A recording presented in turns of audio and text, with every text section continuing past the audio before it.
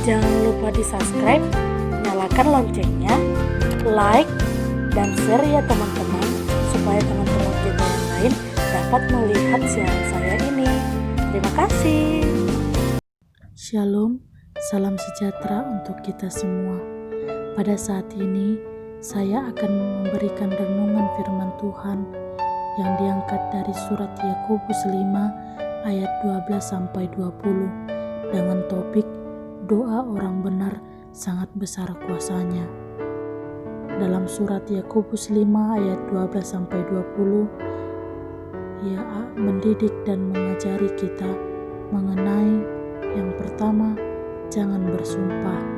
Secara empirik, kita melihat dan mendengar orang-orang tertentu mengucapkan sumpah untuk meyakinkan bahwa dirinya atau segala sesuatu yang dilakukannya tidak seperti yang dituduhkan kepadanya.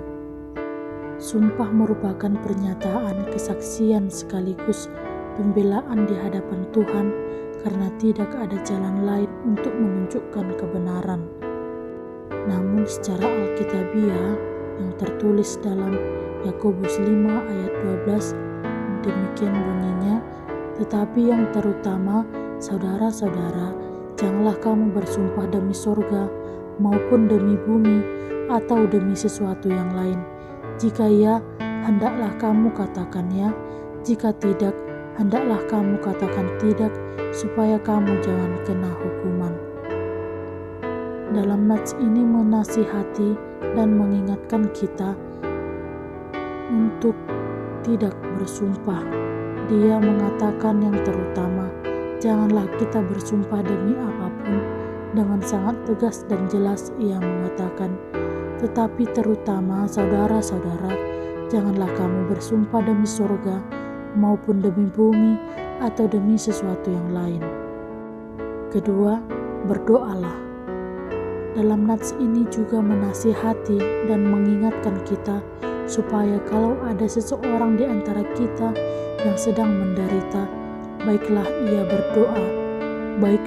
berdoa memohon pertolongan kepada Allah dalam nama Yesus Kristus Tuhan kita. Apabila ada seseorang yang bergembira, hendaklah ia menyanyi dan memuji Tuhan Allah kita.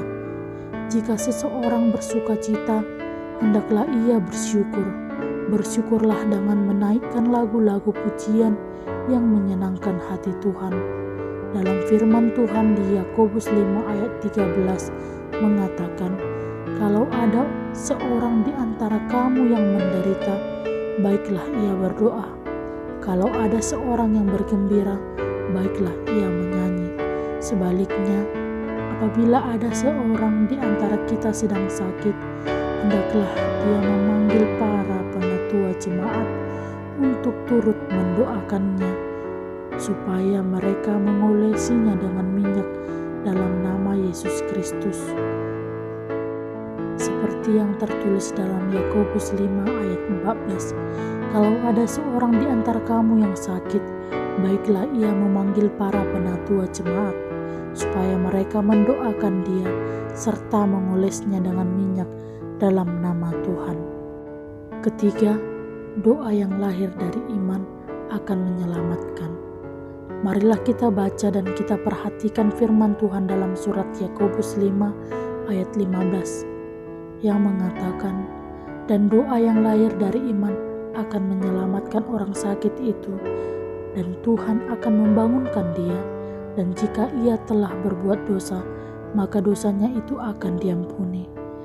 Dalam konteks ini, meyakinkan kita bahwa doa yang lahir dari iman yang teguh kepadanya akan menyelamatkan orang sakit. Doa yang lahir dari hati yang tulus dan iman yang besar akan menyembuhkan dan menyehatkan orang sakit.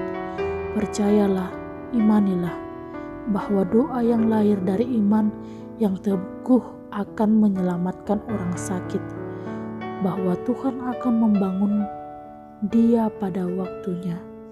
Percayalah, imanilah, bahwa doa yang lahir dari iman yang teguh akan menyelamatkan orang sakit, bahwa Tuhan akan membangunkan dia pada waktunya, dan apabila ia adalah seorang berdosa, hendaklah ia segera mengaku dan memohon pengampunan dosa kepadanya, karena Dia berkuasa mengampuni dan menyelamatkan semua orang berdosa yang percaya kepada Dia.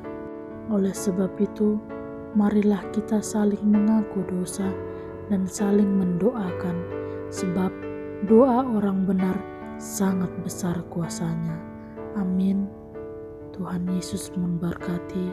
Shalom.